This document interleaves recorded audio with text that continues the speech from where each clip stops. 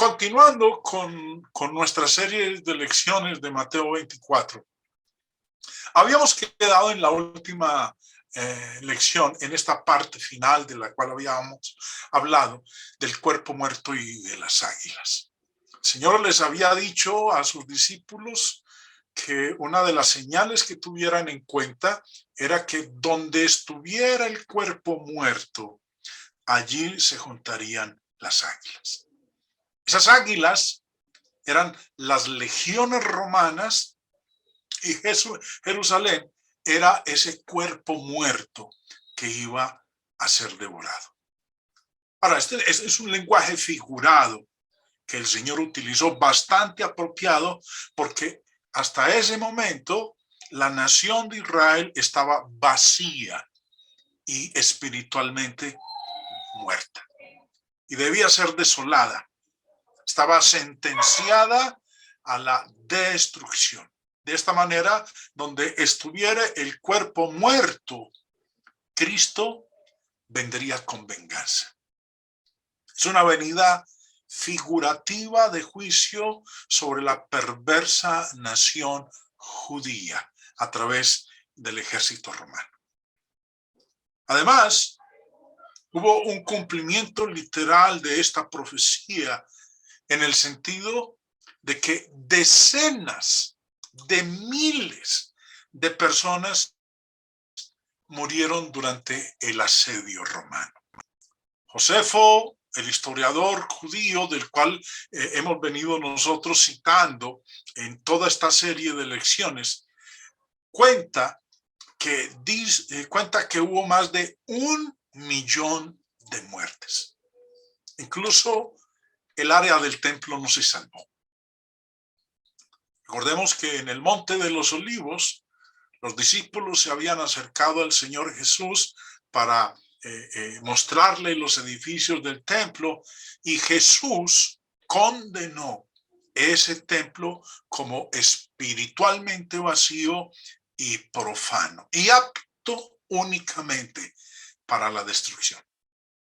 Pero prometió que tan ciertamente como destruiría ese templo, levantaría otro perfecto en 3 días, el templo de su cuerpo. Bueno, este es un pequeño resumen de lo que nosotros estuvimos estudiando en nuestra última lección. Ahora, llegamos al versículo 29 de Mateo 24. Y en este verso, el Señor dice: e inmediatamente después de la tribulación de aquellos días, el sol se oscurecerá y la luna no dará su resplandor, y las estrellas caerán del cielo, y las potencias de los cielos serán conmovidas. La tribulación de la que habló Jesús en este versículo 29 fue la culminación de los eventos que tuvieron lugar justo antes de la destrucción de Jerusalén en el año 70 después de Cristo. El Señor dijo: después de la tribulación de aquellos días. ¿Cuál tribulación? Bueno, las que vivimos nosotros, descritas en los versículos 15 al 28. Del versículo 15 al 28, el Señor les había dicho de una abominación desoladora, que cuando la vieran, huyeran a los montes, que el que estuviera en la azotea no descendiera a su casa para tomar algo, que el que estuviera en el campo no volviera atrás a tomar la capa, que las mujeres que estuvieran encintas, que las que criaran en esos días, que era mejor que le oraran a Dios para que la huida no fuera en ese momento, no fuera en invierno, no fuera en día de reposo. También les dijo que si los días no fueran acortados, nadie se salvaría. Vuelve y les recuerda de la aparición de falsos mesías, de falsos cristos, de falsos profetas. que si llegaban a decir que el Mesías estaba en tal lado, que no lo creyeran. Y luego culmina diciendo, porque donde estuviera el cuerpo muerto, allí se juntarán las águilas. Después de eso, después de todo eso que el Señor menciona, después de esa tribulación de aquellos días, el Señor entonces les dice que inmediatamente, Mateo usa la palabra inmediatamente para indicar que no habría demora o aplazamiento de lo que vendría ya con respecto a la destrucción total del templo y de la ciudad de Jerusalén. Inmediatamente después de la tribulación de aquellos días, aparecerían otras señales. ¿Qué otras señales?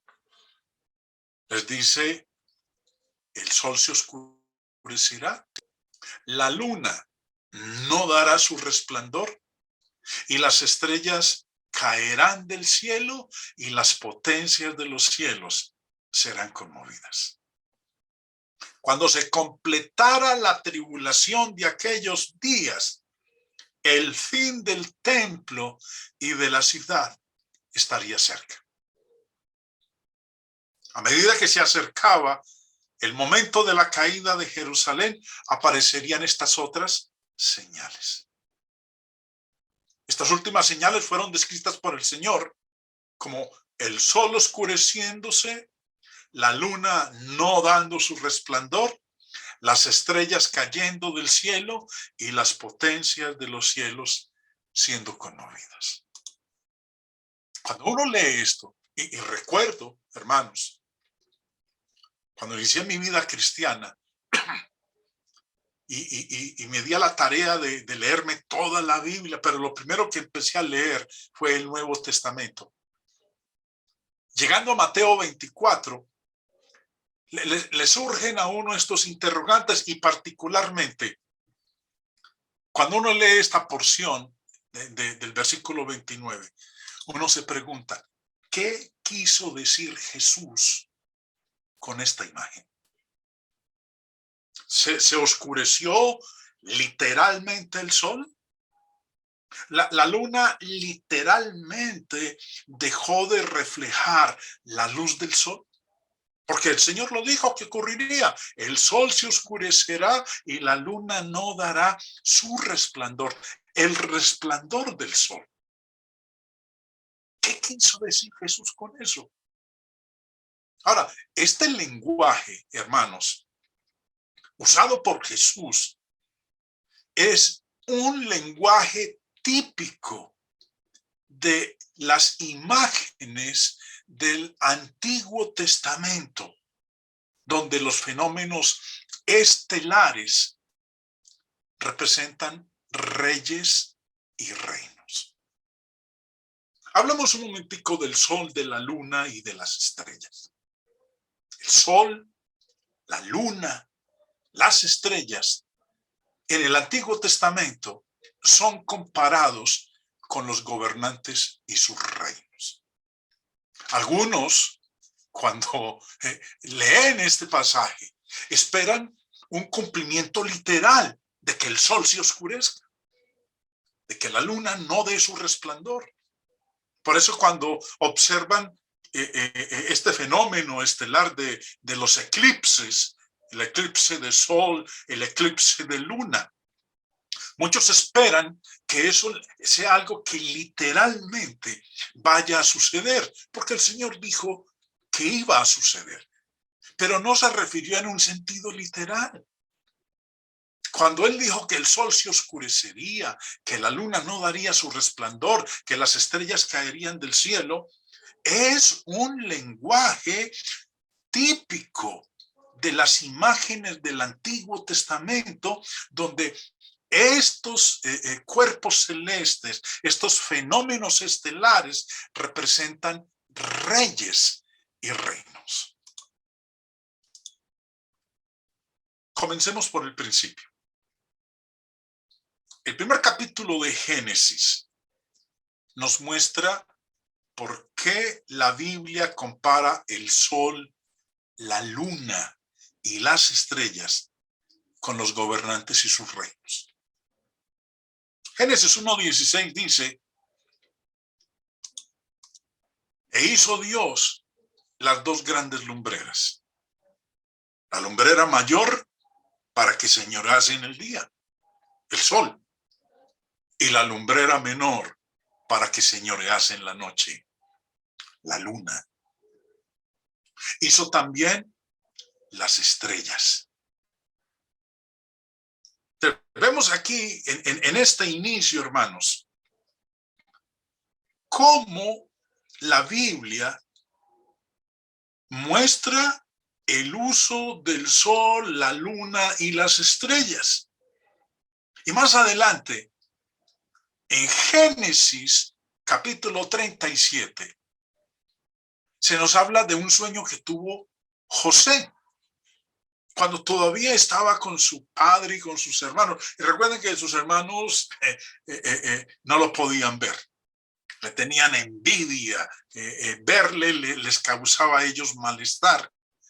Génesis 37 nos habla de un sueño que él tuvo. Y dice en el versículo 9, soñó aún otro sueño y lo contó a sus hermanos diciendo: he aquí que he soñado otro sueño, y aquí que el sol y la luna y 11 estrellas se inclinaban a mí. Ahora, la familia de José no comprendió de inmediato el sueño, pero lo interesante es que después de un momento de pensarlo, comprendieron el significado de lo que él les estaba diciendo. Cuando él les dijo que el sol, la luna y 11 estrellas se inclinaban ante él, entendieron que el papá, la mamá y los hermanos de José se inclinarían ante él. El sol, la luna y las estrellas representaban a Israel. Ahora, ¿y cuándo se inclinaron ante él? Cuando después de pasados muchos años, porque recuerden que él fue vendido como esclavo por sus hermanos, y al final terminó siendo el segundo después de Faraón en Egipto, y cuando hubo la gran hambre, que tuvieron que ir a comprar alimento en Egipto, oh sorpresa la que se llevaron, cuando al final él se revela ante ellos y les dice que él es José.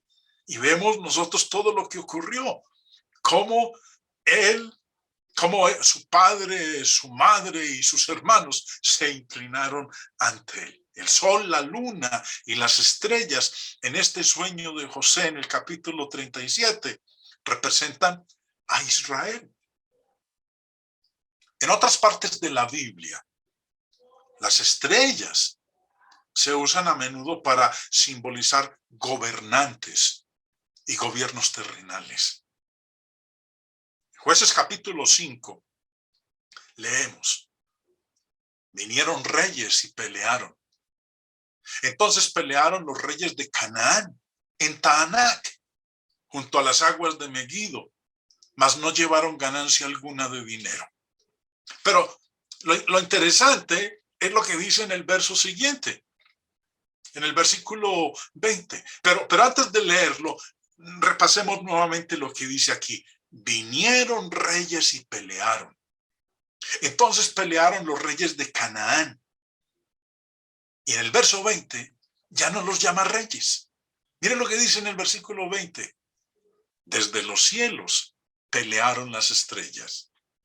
Desde sus órbitas pelearon contra Císara.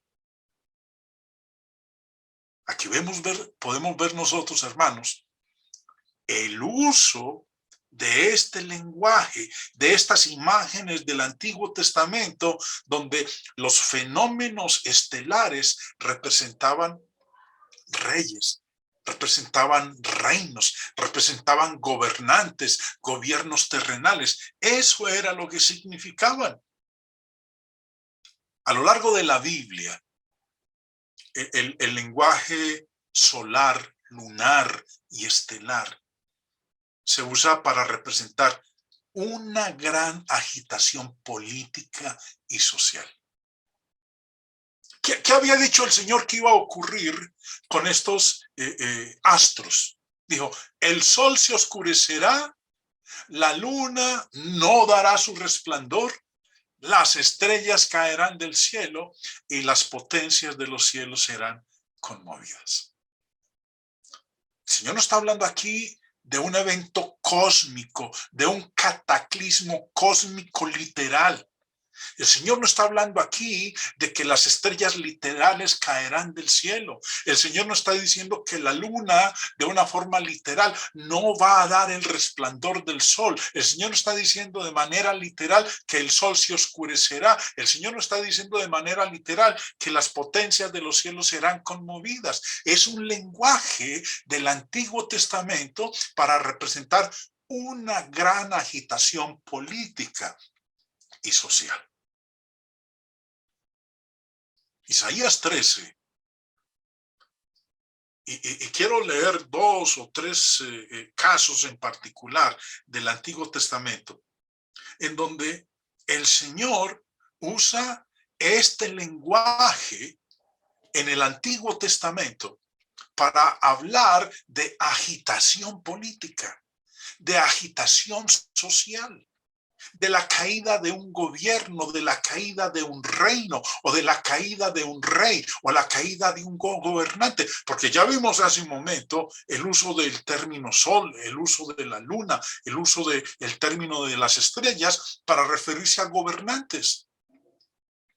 El sueño del mismo José nos lo muestra.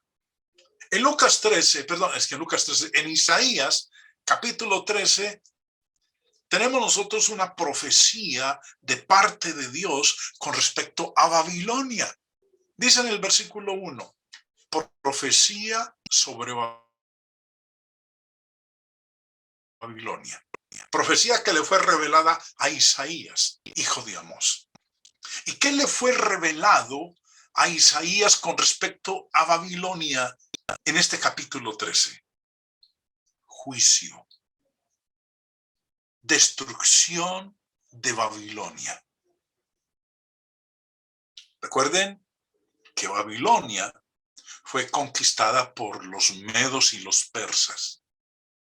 Aquellos que nos han venido acompañando los días miércoles en el estudio del libro de Daniel, estudiamos cómo en el sueño de Nabucodonosor capítulo 2 y en el sueño que tuvo Daniel se habla de la caída de Babilonia por parte del imperio medo-persa.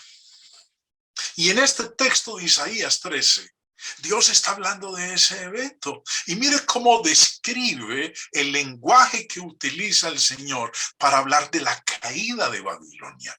Sigamos ahí en la lectura, versículos 9 al 11, y dice, he aquí el día de Jehová viene, terrible, y de indignación, y de ardor de ira, para convertir la tierra en soledad y raer de ella a sus pecadores. Dios iba a venir en juicio de castigo sobre Babilonia. Y utilizó un lenguaje que para los judíos del primer siglo era bastante familiar. Porque cuando Dios en el Antiguo Testamento habló de juicio divino, de castigo sobre los opresores del pueblo de Israel, se manifestó de esta manera. Dijo, viene el día de Jehová terrible de indignación y de ardor de ira. Versículo 10. Por lo cual las estrellas de los cielos y sus luceros no darán su luz. El sol se oscurecerá al nacer y la luna no dará su resplandor. El mismo lenguaje que utilizó nuestro Señor Jesús en Mateo 24 para referirse del juicio divino sobre Israel, sobre la nación de Israel, sobre Jerusalén. El mismo lenguaje empleado del juicio divino sobre Babilonia. Dice el verso 11. Y castigaré al mundo por su maldad y a los impíos por su iniquidad, y haré que cese la arrogancia de los soberbios y abatiré la altivez de los fuertes. Ahora, en este caso particular, está hablando del juicio sobre Babilonia. Ahora, no solamente lo utilizó Dios, este lenguaje, esta forma de hablar, para aplicarlo a Babilonia, sino que también lo utilizó con respecto a Egipto. En Ezequiel 32 dice el verso 2, Hijo de hombre, levanta endecha sobre Faraón, rey de Egipto, y dile, al leoncillo de naciones eres semejante, y eres como el dragón en los mares, pues secaba tus ríos y enturbiabas las aguas con tus pies y hollabas sus riberas. ¿A quién le dijo Dios al profeta Ezequiel que levantara endechas? Sobre Faraón. Dios iba a juzgar a Faraón, rey de Egipto. Y le dice en el verso 7, y cuando te haya extinguido, cubriré los cielos y haré entenebrecer sus estrellas. El sol cubriré con nublado y la luna no hará resplandecer su luz. Haré entenebrecer todos los astros brillantes del cielo por ti y pondré tinieblas sobre tu tierra, dice Jehová el Señor. Un lenguaje similar para describir la destrucción de Egipto. Aún más revelador, hermanos, es este tipo de imágenes estelares que el Señor utilizó en el Antiguo Testamento para indicar el juicio de Israel. El profeta Amós en el capítulo 5 dice en el verso 18, ay de los que desean el día de Jehová. ¿Para qué queréis este día de Jehová? Será de tinieblas y no de luz. Y otra vez el mismo profeta en el capítulo 9 dice en el capítulo 8 dice en el versículo 9, acontecerá en aquel día, dice Jehová el Señor, que haré que se ponga el sol a mediodía y cubriré de tinieblas la tierra en el día claro. Ahora, vemos entonces que usando un lenguaje similar en Mateo 24-29, lenguaje similar tomado del Antiguo Testamento, en los casos específicos que acabo de mencionar, profecías sobre Babilonia, profecías sobre Faraón de Egipto, aquí sobre la misma nación de Israel en el Antiguo Testamento, el Señor toma ese mismo lenguaje del Antiguo Testamento y lo aplica en el verso 29 a la destrucción de Jerusalén. Que vendría un tiempo de intenso juicio divino contra Israel dentro de esa generación. Jesús habló del sol, de la luna oscureciéndose, de las estrellas cayendo para indicar el juicio venidero de la nación de Israel. Esto no es un evento cósmico que va a ocurrir cuando el Señor Jesús retorne por segunda vez. Aquí estamos hablando de un evento que iba a ocurrir en el primer siglo, porque recordemos que el mismo Señor les había dicho cuándo era que iban a ocurrir estas cosas. El texto de tiempo es Mateo 24:34, que él les dice, de cierto os digo que no pasará esta generación hasta que todo esto acontezca. Y entre las cosas que iban a acontecer en esa generación, es lo que el Señor les ha dicho: el sol se oscurecerá, la luna no dará su resplandor, las estrellas caerán del cielo y las potencias de los cielos serán conmovidas. Versículo 29. Por eso les dice en el verso 34, no pasará esta generación hasta que todo esto acontezca. Tengamos presentes que este versículo 34 es el texto de tiempo que rige el versículo 29. Así como todos los demás versículos que preceden al versículo 34. Este juicio del versículo 29 ocurriría dentro de una generación de la conversación de Jesús con sus discípulos. Esto no es para cumplirse en estos días. Esto no es para tomarlo y aplicarlo a los eventos de ahora. Que cuando se oscurece el sol, que cuando hay un eclipse de luna, que cuando hay un evento cósmico, que la alineación de Júpiter con Neptuno. No, nada de eso, hermanos. Eso es simplemente especulación profética. Ahora, a estos discípulos a quienes el Señor le está dando estas señales específicas, estas instrucciones específicas, lo único que ellos tenían como punto de referencia revelador era el Antiguo Testamento. Todavía no existe el Nuevo Testamento. Lo que ellos tienen como punto de referencia son las escrituras del Antiguo Testamento. Y ese Antiguo Testamento está repleto de metáforas, como los pasajes que acabamos de leer en Isaías, en Ezequiel, en Amós. Repleto de metáforas que hablaban del oscurecimiento del sol, de la luna y de la caída de las estrellas. Ahora, en cada uno de esos casos que acabamos nosotros de leer, indican claramente la caída de las naciones.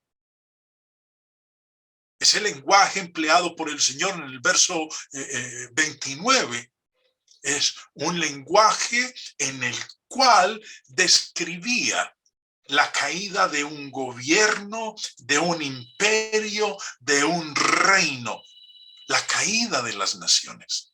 Y el Señor toma ese mismo lenguaje y lo aplica a la caída de la nación de Israel, a la caída de Jerusalén, la destrucción de Jerusalén. Ahora, si eso le ha quedado claro a usted, hermano, vuelvo y le repito. Para estos discípulos a quienes el Señor les está dando estas instrucciones específicas, el Antiguo Testamento es o son las únicas escrituras que los discípulos tenían como punto de referencia para saber a qué se estaba refiriendo el Señor cuando hizo el uso de ese lenguaje. El sol se oscurecerá, la luna no dará su resplandor, las estrellas caerán del cielo y las potencias de los cielos serán conmovidas. Si yo no tengo un buen conocimiento del Antiguo Testamento, si yo desconozco el uso de este tipo de lenguaje por parte de Dios en el Antiguo Testamento, entonces estoy ignorando el contexto del Antiguo Testamento que sí lo tenían bien claro los discípulos en el primer siglo, porque su punto de referencia revelador era el Antiguo Testamento. Ellos sabían muy bien qué quiso decir el Señor cuando tomó ese lenguaje del Antiguo Testamento y lo aplicó a la destrucción de Jerusalén.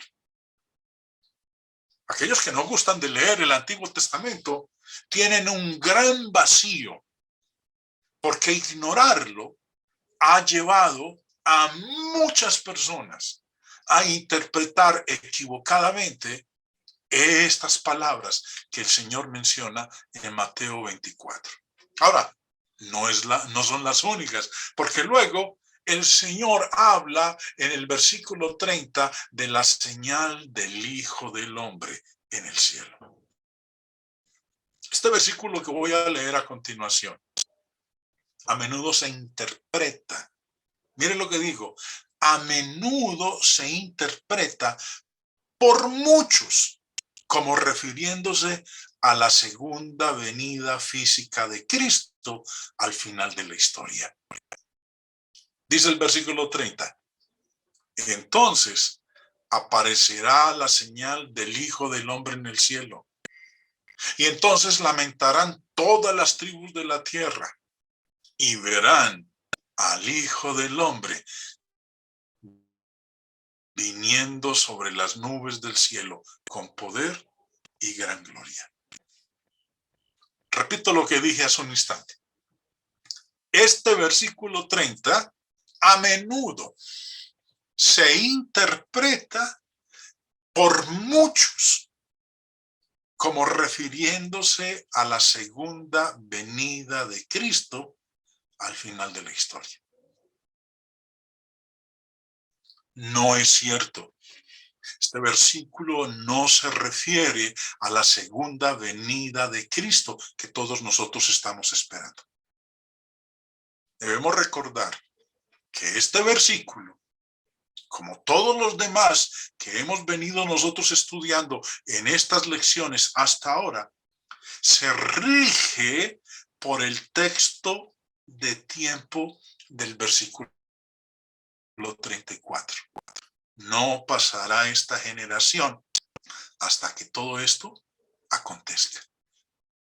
¿Qué iba a pasar en esa generación del primer siglo? Pues lo que dijo en el versículo 30. Aparecería la señal del Hijo del Hombre en el cielo, lamentarían todas las tribus de la tierra y verían al Hijo del Hombre viniendo sobre las nubes del cielo con poder y gran gloria. No en la venida que nosotros estamos esperando, sino en esa generación. No pasará esta generación hasta que todo esto acontezca. Como hemos dicho, o he repetido en muchas de mis exposiciones, nosotros debemos dejar que la Biblia sea nuestra guía para la interpretación de este tipo de imágenes bíblicas. ¿Qué quiso decir Jesús cuando habló del Hijo del Hombre viniendo sobre las nubes? Bueno, mis hermanos, de eso hablaremos en nuestra próxima lección. Los invito para la próxima lección, el día jueves, donde estaremos ya terminando con estas series que estuvimos estudiando previamente de Mateo 24. Recordemos lo que acabamos de estudiar. Verso 29. E inmediatamente después de la tribulación de aquellos días, el sol se oscurecerá, la luna no dará su resplandor, y las estrellas caerán del cielo, y las potencias de los cielos serán conmovidas. Ya entendemos lo que significa este tipo de lenguaje empleado por el Señor en este verso. Lenguaje que tomó prestado del Antiguo Testamento, lenguaje que Dios usó en el Antiguo Testamento para referirse a la caída de un reino, de un imperio o de un gobierno.